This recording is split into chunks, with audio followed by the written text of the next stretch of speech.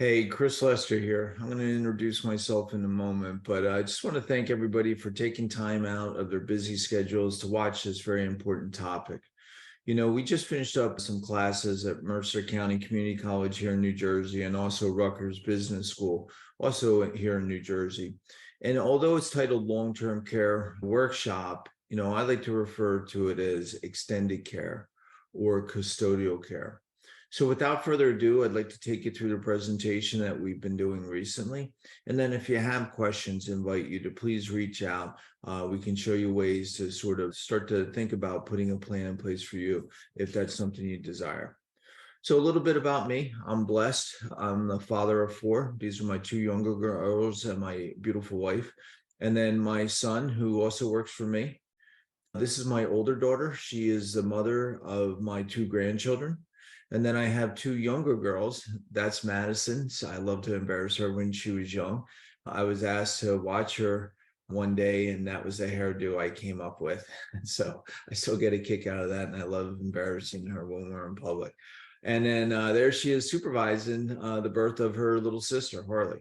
And there they are today. They're beautiful girls, hardworking, and they actually have been helping me out at the events as well as Keith and Caitlin.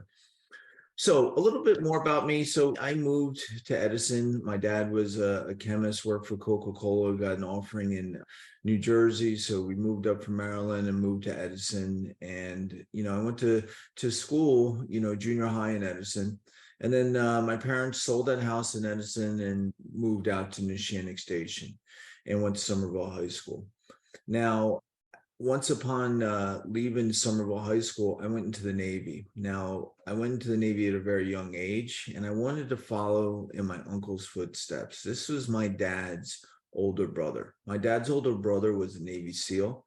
And when he told me, I had never heard of what the Navy SEALs were, and what he explained to me, what the training and the sophisticated skill sets that they developed, I was like, I can't wait to do that. So I enlisted and got a wonderful education in mechanical engineering, but I was not able to participate in BUD/S. My eyesight was bad. But again, I learned, I was a damage controlman. I was a firefighter. They sent me to A school, learned systems. I was a plumber, learned how to take things apart and put them back together. But what I realized in the military and when I got out is I hated getting filthy dirty. So, I started and went to work for a local plumbing supply house. And while I was working there, my mom came to me one day and said, "Hey, I ran into one of your classmates and said he wanted to meet up with you." And I said, "Oh, cool. Tell him to call me." So he called me and he wanted to come by and see. At the time, it was my wife, now my ex-wife, and my newborn Keith. He wanted to come by and see us. And my son was only, 3 or 4 at the time. I was a new dad working hard in the plumbing industry. And really, it was a guise for him to come by and try and sell me life insurance. And so, I went through it, and I learned the corporation at the time was somebody, A.O. Williams or Primerica now. And the concept was buy term and invest the difference. And when we were done with that meeting, he looked at me and goes, "Would you like to make some money part-time?" I said, "Well, who wouldn't like to make some money part-time?" He says, "Well, if you think you could do this," and we were using flip charts and talking about how life insurance worked. I went to school, and I went to school to learn about life insurance. And once I got my license, he turned around and said to me, he says, "Now let's call some people that and we can go by and talk to them." So I called one of my plumbing customers through the supply house and said, "Hey, can I come by and see you?" And this is Vinny Padula Plumbing and Heating in Dunellen, New Jersey. And Vinny was like, "Sure." We were friends, and I took care of his account. And so Billy and I went by and sat with him and his wife and his young children at the time. And we said, "Hey, do you have this whole life contract?" And he said, "As a matter of fact, I do." So he went upstairs and he got it. And we at that table suggested replacing that contract to term insurance and to buy mutual funds, right? At the time. So buy term insurance, invest the difference. That was the concept, the strategy that we were suggesting. Well, the next day I took that contract back to the supply house and I was sitting there reading it. And as I was reading it, I came across some, in the first 2 or 3 pages, something called basis of computation. And I had just gone to school and I had no idea what that meant. And so I called my classmate up and I said, hey, man, what's this mean? And he said, I don't know. So what do you mean you don't know? I said, we just recommended to somebody that I know that we should replace something that they purchased. And we don't know if it was in their best interest. So at that point in time, I started and went on a mission to learn everything I possibly could about finances. And that's why you see the certifications off to the right. I hold the designation of CHFC, which stands for Chartered Financial Consultant. It's basically like a CPA in financial planning. That's all these books that are back here behind me. A lot of coursework there, a lot of study, many, many years to get that designation. I'm also a certified college planning specialist. And a lot of my clients here in the New Jersey area I've met and helped their students get through college without the family going broke to pay for it. There are strategies you can use. I have a designation of RICP. So that's a retirement income certified planner. So this skill set is I'm a specialist in helping people not only get to retirement, but through retirement. I've also recently picked up 2 other designations, NSSA, which is a National Social Security Advisor, and then recently the Certified Long-Term Care Advisor. So, that's what we're going to talk about now is long-term care, but it's a combination. I am a comprehensive financial advisor, been doing this for over 30 years. I'm also blessed to be a partner of a large corporation called Simplicity. And so me and my partners were acquired last year in 2022. And all we do is teach and show other advisors how to conduct business just the way that we do. So I'm very, very proud, excited, and blessed to be able to share with you some of the things that I've learned through my career. And so without further ado, let me talk to you about a little bit about my family and what happened. So this is a picture of my grandfather and my grandmother.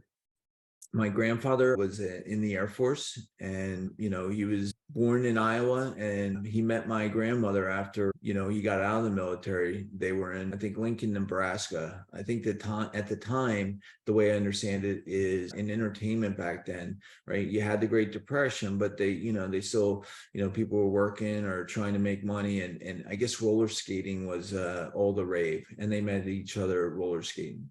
They fell in love and they moved to Miami, Florida. And there they raised my mom and her brother.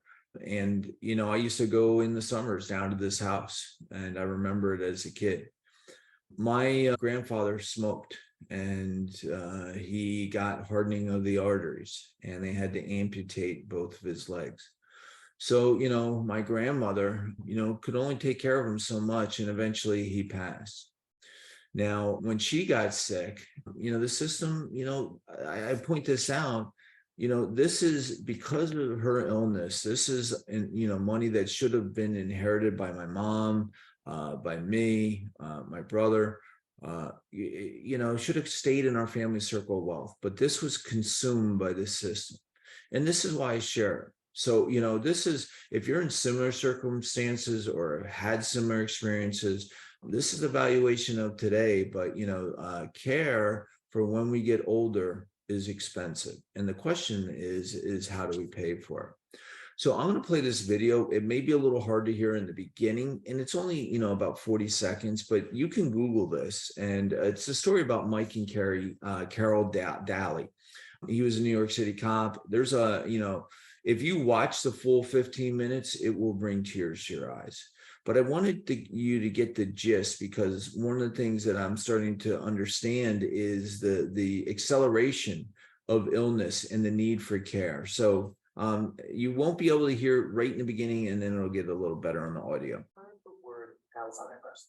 What did that do to you? What makes this story so unusual is that almost every year for the past 10 years, we've interviewed Mike and Carol as Alzheimer's took over her brain. Even though this is intensely personal, they wanted all of us to see the devastating impact of Alzheimer's on each of them over a decade. What's your husband's name? My husband's. Your husband's name? Yeah. The guy sitting to your left. Yeah.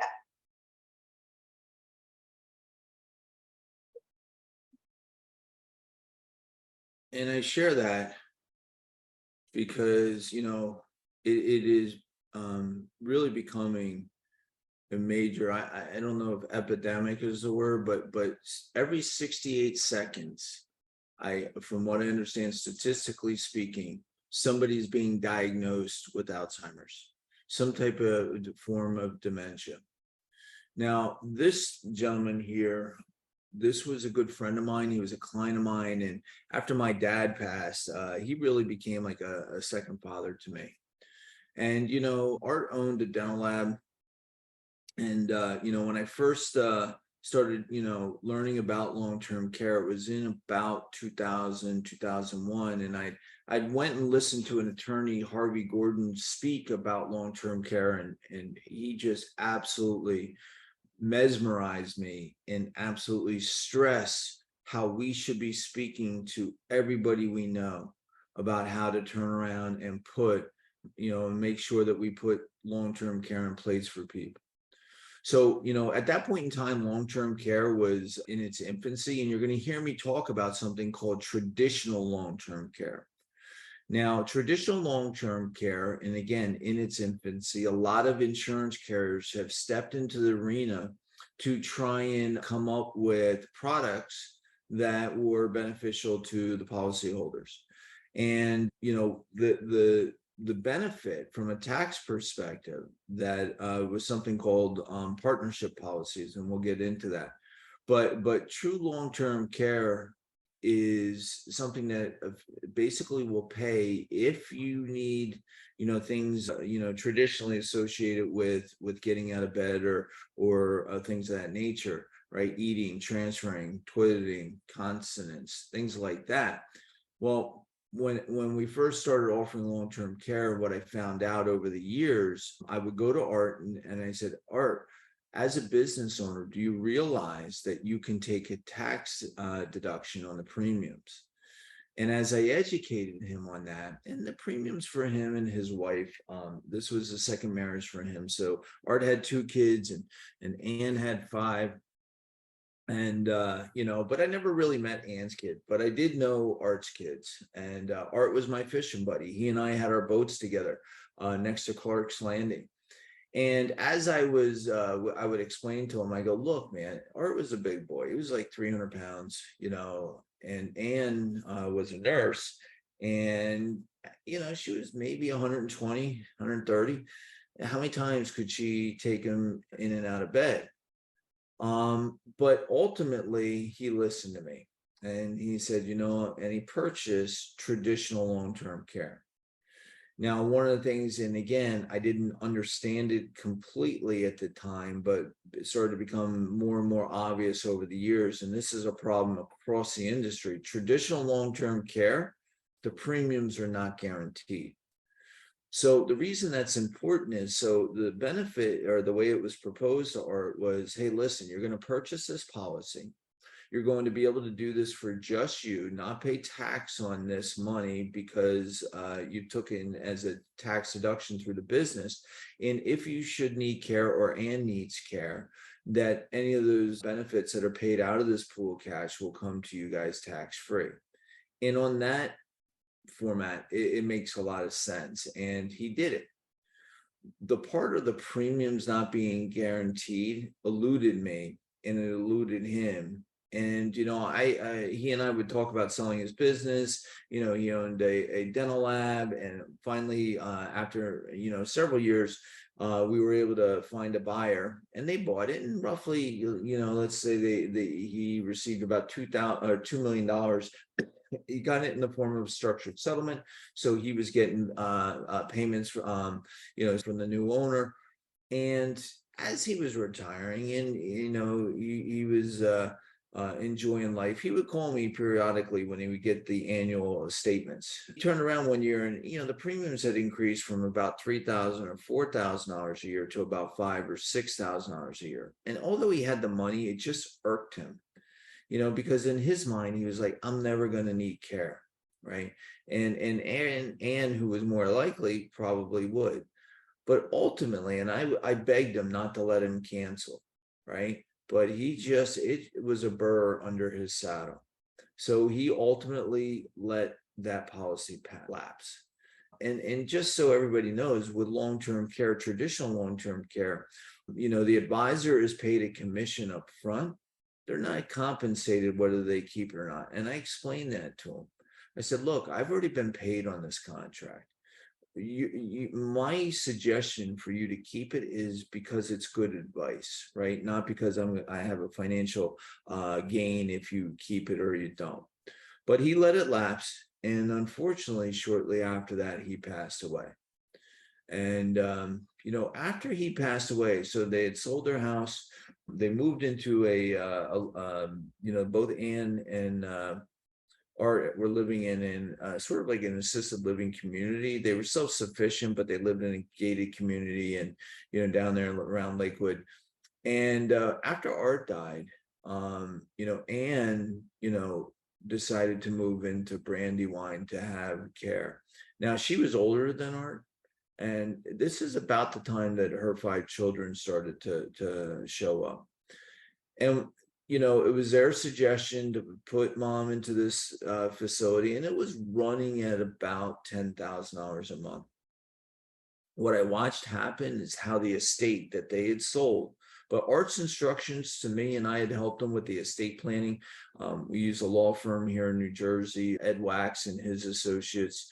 They're up if you're looking for a good estate planning attorney. He's been my mentor for years on estate planning and elder care planning.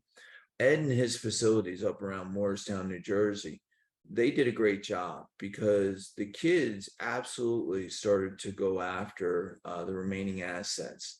Now, Art's instruction to both Ed and myself were to make sure that Anne was taken care of while she was alive. And we did that, and making sure that those funds were available.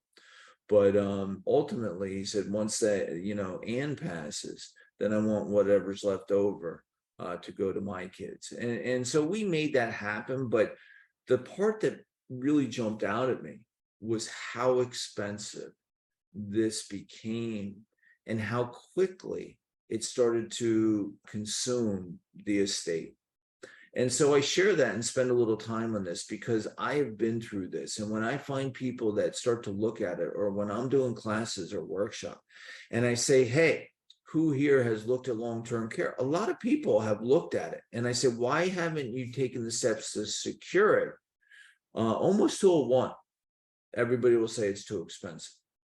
And I get it. I understand it. I have a policy that I put on my mom that has had rate increases, right? So the traditional long-term care solution has some problems. But the purpose of this call is to start to introduce you to another way of thinking, right? That asset-based long-term care or repositioning assets to take advantage of the tax code so that you don't buy a product that you either use it or lose it. And that was the problem in my experience with long-term care insurance. It's increasing rates because the premiums are not guaranteed. And if you don't use it, you'll lose the benefit. So who wants to throw money out the window? So anyway, this presentation is not endorsed or approved by any government agency. Guarantees are backed by the financial strength and claims paying ability of the insurance company. The presentation is designed to provide general information. So this is our disclosures. So, the first question when I was doing these classes at Rutgers this week, I asked, so why are you here? And, the people that are there, some people are there for preserving assets to pay for extended care, right? Similar to my client and buddy Art. Some people are just planning ahead because they've experienced it firsthand. I had a client in the audience that recently lost his mom, and he's about the same age as me. I'm 58, and that was something that they've been talking about. Is that people that I find start to research this or look closer at it are because they're experiencing it with a family member already.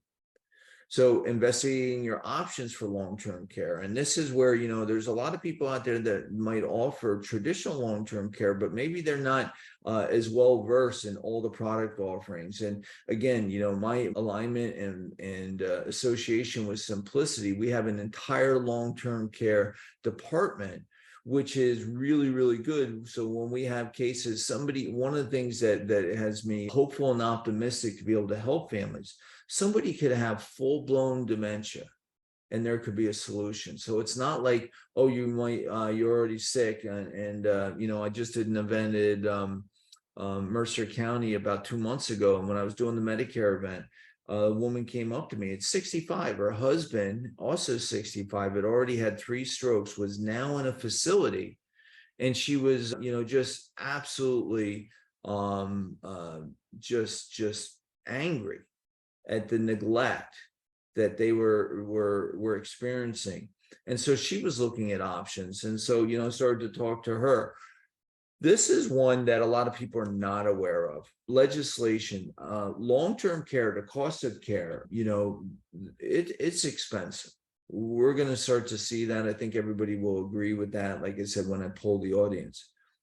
So what happens sometimes is people will try and impoverish themselves. Sometimes maybe they'll do a Medicare spin down trust, right? Or something to try and preserve the estate while simultaneously impoverishing the beneficiary or the person that might need care.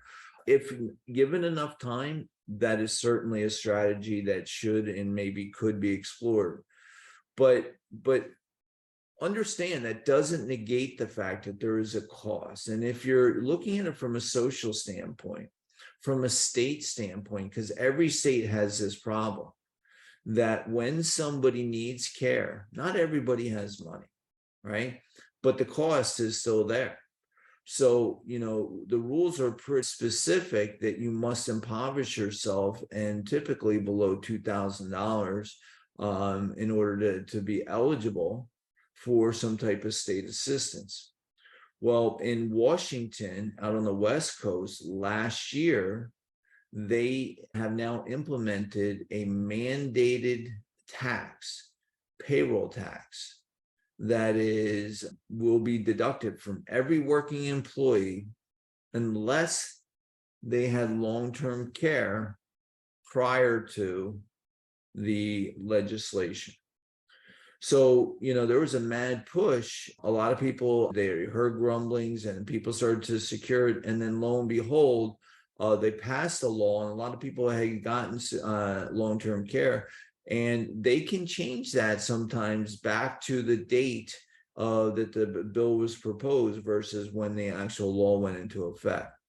So with Washington leading the charge, 12 to 13 other states have now started to file similar legislation to mandate a long-term care policy be in effect, or a payroll tax will come out of payroll, or both, right? So I know New York is pretty close to passing that legislation, very similar to Washington's, and I think Pennsylvania is a close second.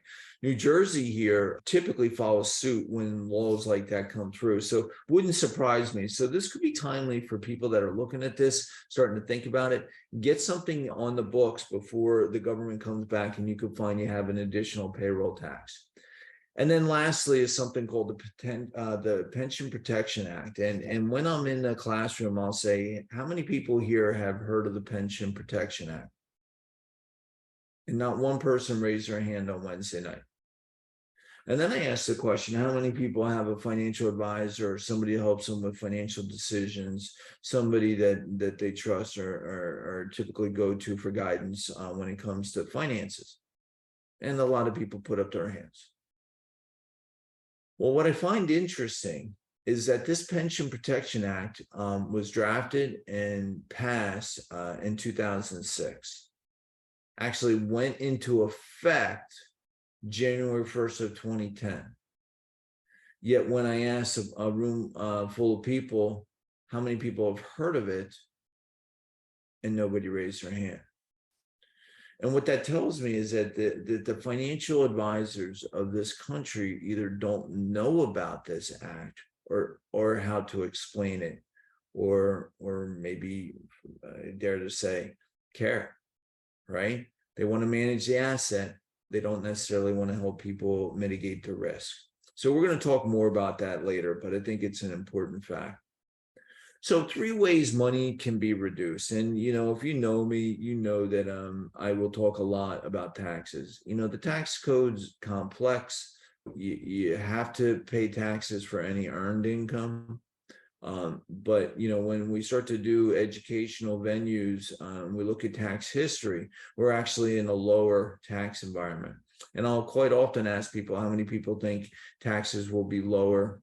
Nobody raised their hand on Wednesday night. How many people think that they'll be the same? And we're talking income taxes. Nobody raised their hand.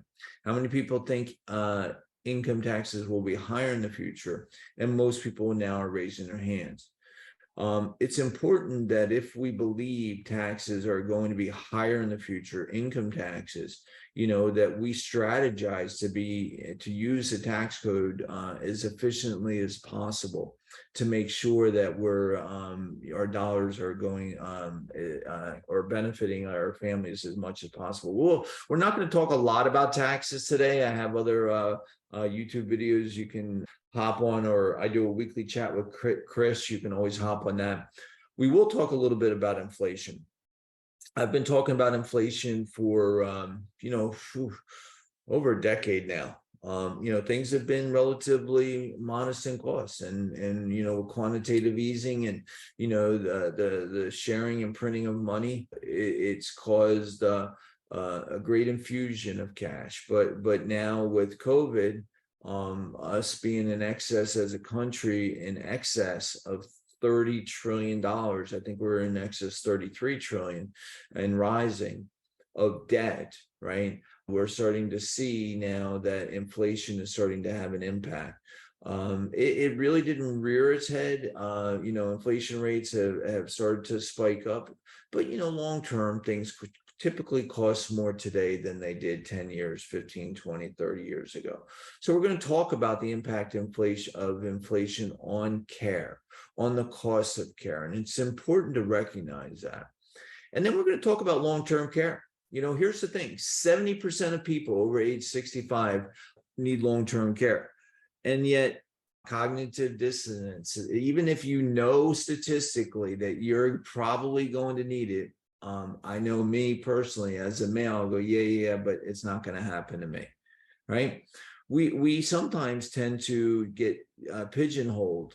Where I'm really adamant about is that, when I ask people, what is long-term care?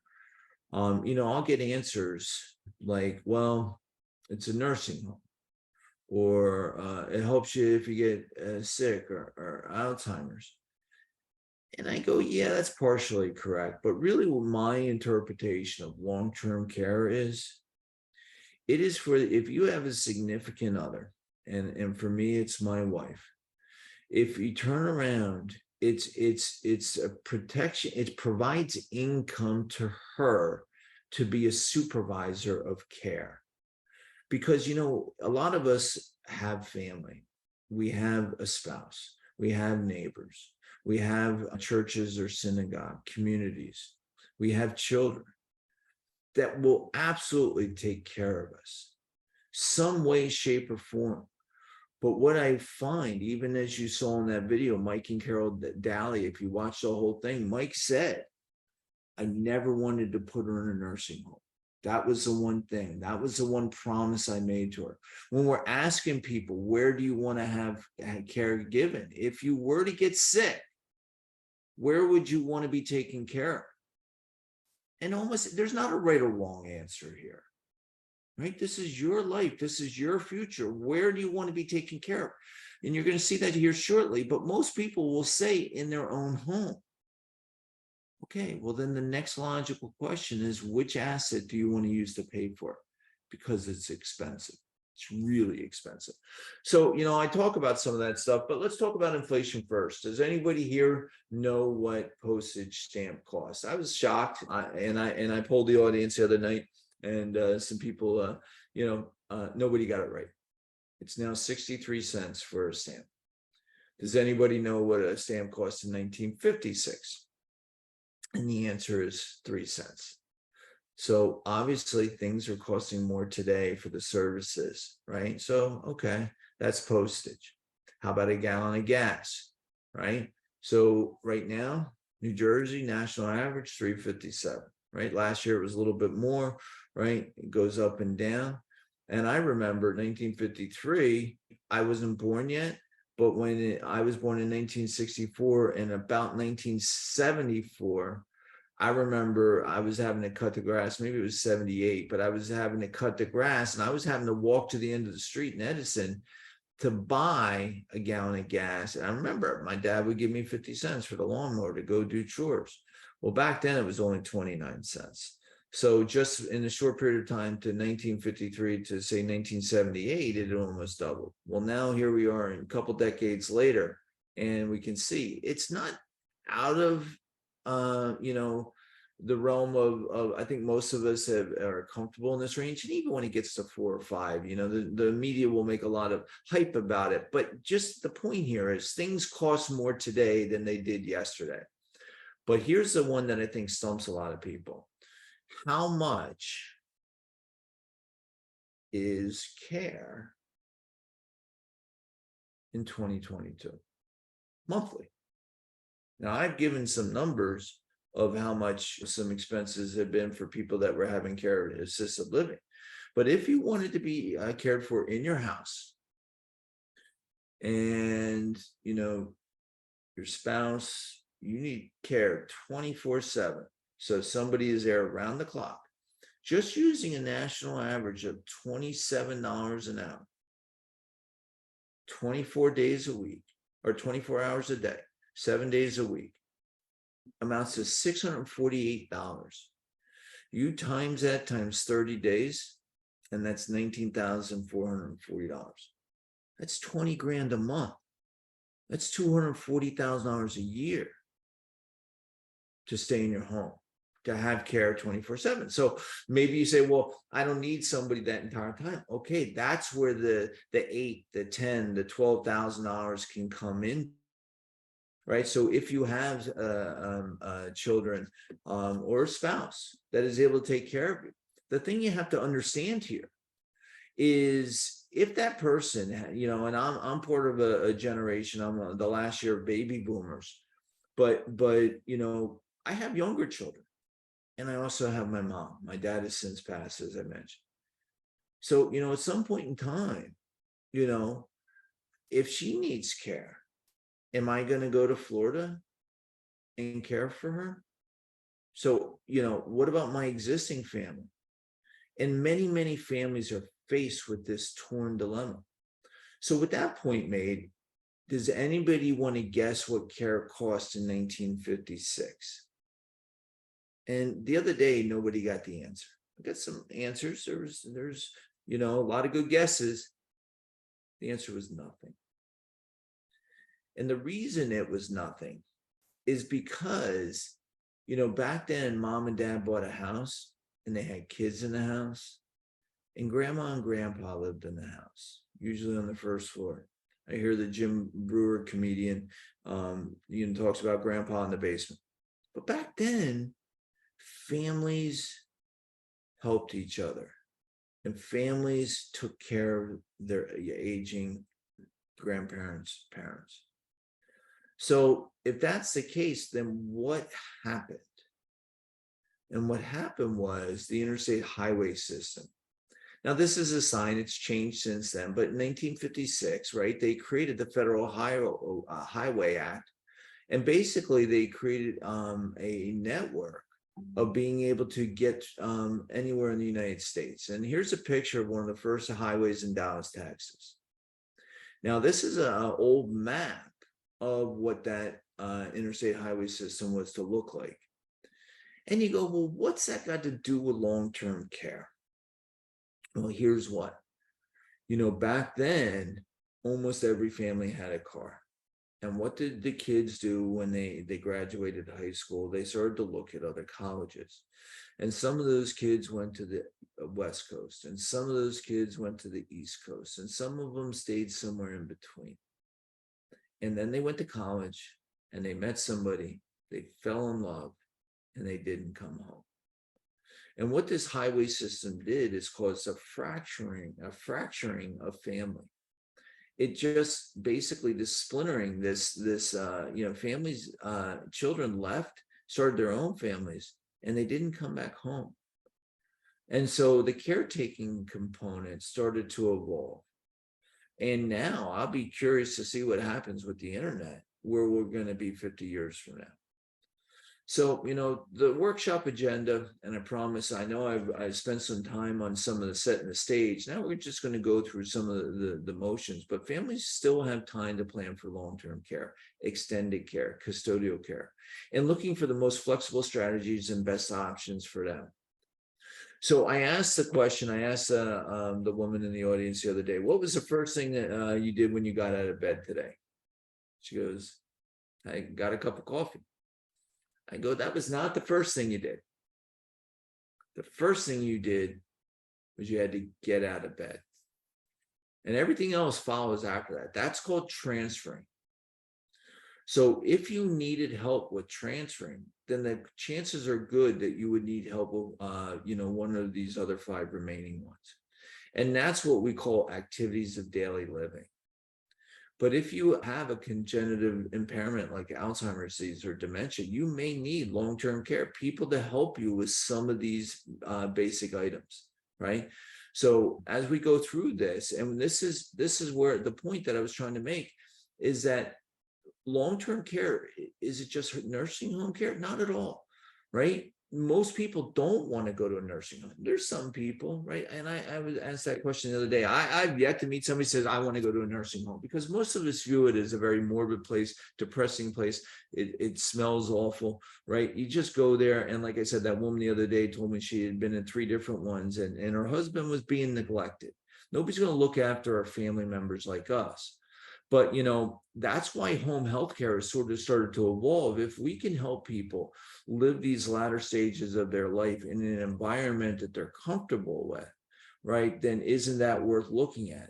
And again, there's a dilemma coming, and that's the cost, right? Because who's going to pay for it? The national spending for long-term care, most of it's paid for by the government. And you go, well, if the government's paying for it, then why do I need to buy a policy?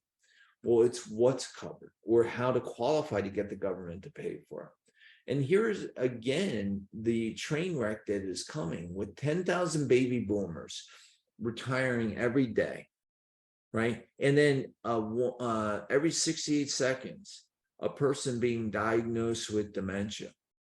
We have this catastrophic monetary event coming that's going to be hitting this country, right? The cost is real.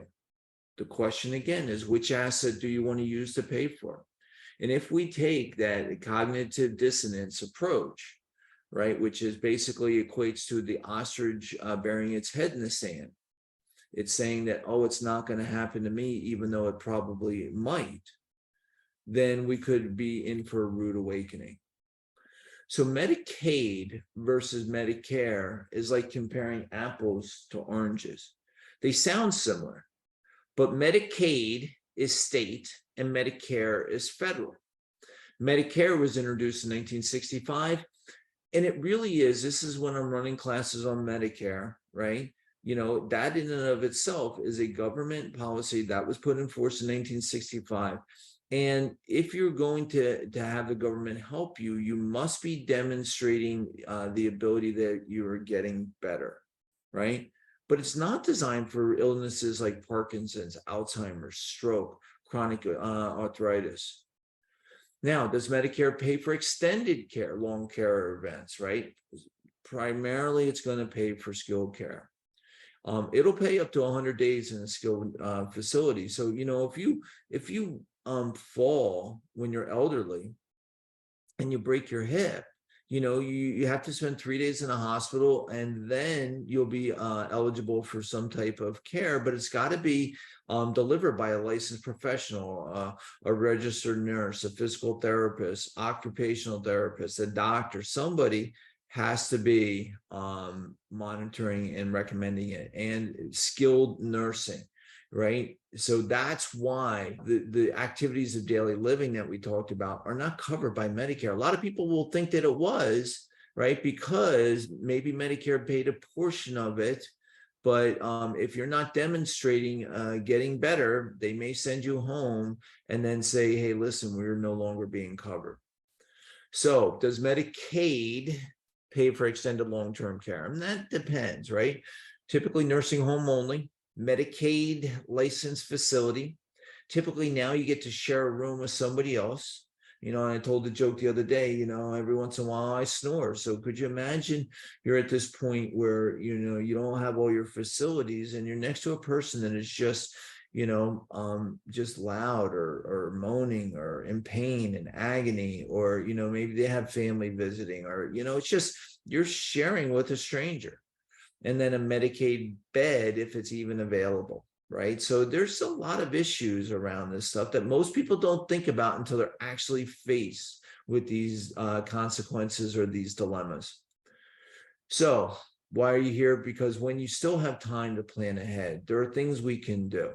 So creative long-term care strategies, and the reason it's so important is because, and what the emphasis I'm trying to place here today, because we want you to stay in control. This is your money, your life, your family, right? Your quality of life. You know, if you decide to go to assisted living, perfect. At least you have the time and the facilities to be able to think about it, digest it, research it. Then you can decide if a skilled nursing facility is something that might be necessary for you. And then, you know, there's benefits that the government can offer, tax incentives, depending on the strategy that we use. Now, this is a picture, a myth. He says, I'm never going to need long-term care. But yet 70% of people age 65 will need some type of care. And we have more centurions living now than we ever have in US history. So the chances is greater and greater that at some point in time, we're going to need care. And then, you know, what was your plan? And, you know, at some point in time, everybody sort of takes a, you know, blow it off. I'm not going to worry about it. My kids will take care of me. You know, I got money. But then they find out how expensive it is, and it can start to evaporate, even the wealthiest people. And if you had any plans of leaving any legacy for your children, you'll find real quickly that the system can remove that as well. So what's the real risk? So again, you know, as I mentioned, that woman the other day, stroke, it's pretty impactful, and it's rising quickly. You know, Alzheimer's, you know, I mentioned one, you know, every 68 seconds, somebody's being diagnosed, but Parkinson's is another one that is growing really, really rapidly. But here's the one that seems to be the fastest growing risk is osteoporosis, and that affects females. So, you know, that frailty of bones. And so there's just aging is something that we need to take into consideration. Now, I do and have done at Rutgers and other places, and a lot of my advisors do federal employee benefits. And, you know, the federal government, and part of what I didn't cover before, is that, you know, the insurance companies have been trying to figure out ways to mitigate this risk. But traditional long-term care, I've seen, since in my career over 30 years, I've seen at least 5 to 10 carriers actually exit the long-term care arena. What I see is that they've created some new strategies, but traditional long-term care, you know, exclusively John Hancock used to offer long-term care to the federal employees. They left the marketplace. And then Genworth, I think it was 2015, maybe 2016. I think they got and declared a $6 billion loss due to claims experience. Right? I mean, those are real numbers. This is real risk. And if these insurance companies are having a hard time manage it, how are you as a you know, an average American able to mitigate it? You and your family able to navigate? So incentives to purchase long-term care, the federal and state programs, these are some of those partnership policies that I talked about. This is on traditional long-term care. So when you're researching it, when you're Googling it and you see participation policies, if you buy a long-term care insurance policy, one thing you could do, so let's say you find a policy and you and your spouse, and maybe it was similar to Art's and Ann's story and it's 4,000. And let's say that created a pool of $200,000 of benefit. Maybe it's $300,000 of benefit. So let's stick it. So I keep the math equal, $300,000 of benefit. Remember, to qualify for Medicaid state assistance, you have to spend down your assets below $2,000. Well, what the NAIC, which is the National Association of Insurance Commissioners, got together and created this language for guidance on long-term care, basically suggests is that, listen, if you purchase a policy and it creates this pool of money, 300,000, if your estate was worth 600,000, all they're going to expect you to do is spend down 300,000 of that. And the other 300,000 that your long-term care covered, you will be considered impoverished. And so you'll be eligible for state benefits. So that's just one of the things. I mean, the governments and the insurance companies are working to try and figure out solutions here. But that's why I'm really excited about some of the case studies that we're going to show you, is because there are some products that have been created in the last 5 years that I mean, guaranteed issue. You could be looking at something regardless of your circumstances, and I think it's pretty ingenious once you understand what the real solution is. So again, why consider this? I'm repeating myself, 10,000 baby boomers are turning 65 every day, and average life expectancy is 84 to 86, but we are living longer.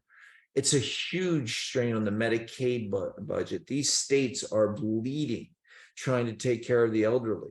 And there's also something that some states are looking at, filial laws, which means that they could start to implement and go back or bring back to the forefront laws that require the children to pay for to go back after their estates to pay for mom and dad. And then Medicare may not cover extended long-term care expenses. So hopefully I've made myself clear in this. And again, sometimes it's hard. But lastly, let's talk about that Pension Protection Act. This is something I think a lot of people over the years have heard about, the word annuities. And what they're basically, effective January 2010, you can withdraw cash from the life insurance funds from either the cash value of either a life insurance or an annuity, and buy a long-term care insurance or a Pension Protection Act annuity. It's completely exchanging an existing annuity for a long-term care policy on a tax-free basis. This is huge language, because let's think about it. Depending on your circumstances, you may be able to take something that was going to have tax growth in it, somehow reportable to the IRS, and now start to roll that out as a benefit for you and your spouse, to cover costs on a go forward. So it's worth your exploration. And again, a lot of times people, I find, will have these older annuities that they bought 5, 10, 15 years ago that aren't necessarily performing well, because annuities are typically designed for income. They're not designed to compete with equity. So it might be something worth considering. So here's one of our hypothetical examples, annuity example, and this is Bob. Bob is age 70. And Bob, recently widowed, he has adult children out of town, cares deeply about remaining in home for his care. I mean, that's, again, most people, when I asked them, I said, if you were to get sick, where would you want to be taken care of? And it's important to have that sort of clear thought. This is what I want. How do I make that happen? Then health concerns. In this example, controlled diabetes with a history of heart disease, turned down by traditional long-term care companies, because a lot of those are medically underwritten. So what was the solution here? So the sale of family business generated $300,000. He had about $37,000 in checking, and he had bought one of those old annuities, right? But it's slow. It had grown from 100 to 200. That means that there, at some point in time when that money is withdrawn, the government is owed income tax on that taxable gain, that $100,000 gain. But by using a strategy, we're able to take a $200,000 annuity that with a 1035 and generate a Pension Protection Act annuity, a pool of money, 600,000 that would generate $8,300 a month, and it would pay tax-free for home health care, assisted living, or skilled care. It's a pretty cool strategy if we just are open to seeing what options are available and not basing our what we thought long-term care looked like, or I looked at it 5, 10, 15 years ago and it was too expensive. This might be a solution. There's a couple things that what I try and do and generate is be creative with that. Now, Mary, she's a little younger. She's 63, and this is going to be what we call a non-qualified example. When I use the term non-qualified, that means money anywhere where you keep it, and every year you get generated at 1099. It means taxes. The government wants their taxes every year. So she has about $250 in her IRA, so that's tax deferred. That's something called, typically it's not technically a qualified plan, but we're going to call it qualified, right? $370,000 in a checking and CDs, right? So that's 1099. Any interest that they're throwing off of those vehicles generate income that must be reported on her tax return, and she gets to pay tax on. And then she's got a brokerage account, stocks and bond, $300,000, and that's going to create long-term, short-term capital gains. So those types of things are what typically we see people holding. But she had a history of Alzheimer's disease in her family, right? So the suggestion here was, let's put $150,000 paid for from her non-qualified money. That was money that was sitting in her CDs. So not all of it. So she had 370, let's take 150. And then a lot of these annuity companies allow a 10% free withdrawal. So, we're less concerned about the gain and more concerned about the safety, preservation, and then being able to take some of the taxes that would have been owed on this stuff and just take the entire account over a 10-year period, do a 10-pay into a contract that's going to create a $525,000 pool of money for long-term care. But if she doesn't need it, one thing that's certain in this lifetime is death. It's not use it or lose it. If she never uses it, it has a death benefit of $150,000. But if she does use it, it would generate a pool of money, a monthly benefit, tax-free, $6,200 a month to pay for either home health care, assisted living, skilled nursing, and it has a cash indemnity benefit, which means that you can use that money for anything, whether it's a family member and paying them directly. You don't need to have show receipts to be able to pay the invoice. So that's an important distinction, and I think a very, very possible solution. And then lastly, the example with Tim and Patty. So Tim is 63 and Patty was 61. Now, this is, I run across a lot. Again, a lot of federal employees or state workers that have, 403Bs or tax deferred accounts. Quite often they have pensions. So when I'm sitting down and doing financial planning with them, they have an abundance of money in qualified plans, 401Ks, TSPs, 403Bs, and quite often they don't necessarily need that money. So in this example, Tim has $700,000 in his IRA.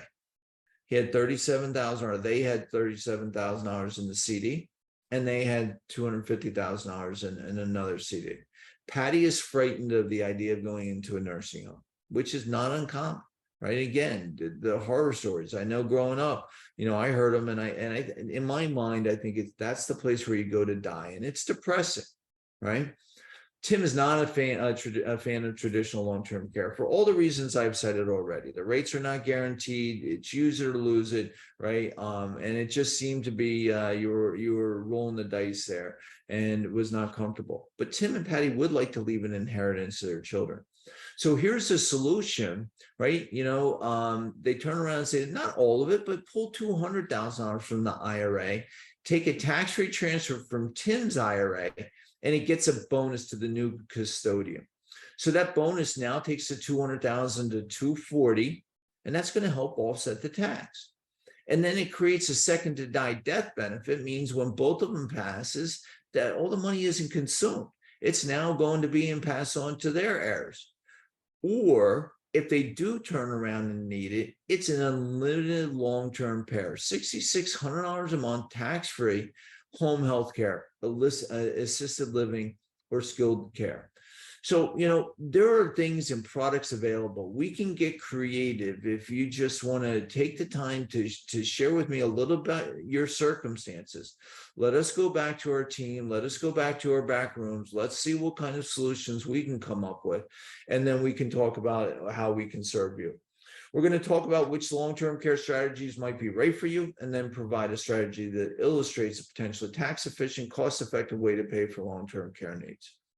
So if you have your cell phones out, I'm going to ask you to scan the QR code. That'll bring you to a form that we've created. It'll allow you to it'll drop right into my inbox, right into my office's inbox, and it'll give us a high level understanding of what you currently have, but I don't need sensitive information. So confidentiality is extremely important. I am a fiduciary, right? So we're not running around and sharing things, right, with anybody unless you authorize us to do so. But in order for me to make an assessment, in order for our team to make an assessment, we need to understand what it is you have. What's the tax impact of what you currently have? So we'll contact you and do a little deeper dive, but we're happy to help in any way that you can. Looking forward to meeting you. Don't keep us a secret. If you know anybody, it doesn't hurt to get a second opinion. So let's take a look at either if you got something old, if you have a family member struggling, if you got circumstances, let's figure this out together. So without that further ado, have a great day. And I want to thank all of you. Bye-bye.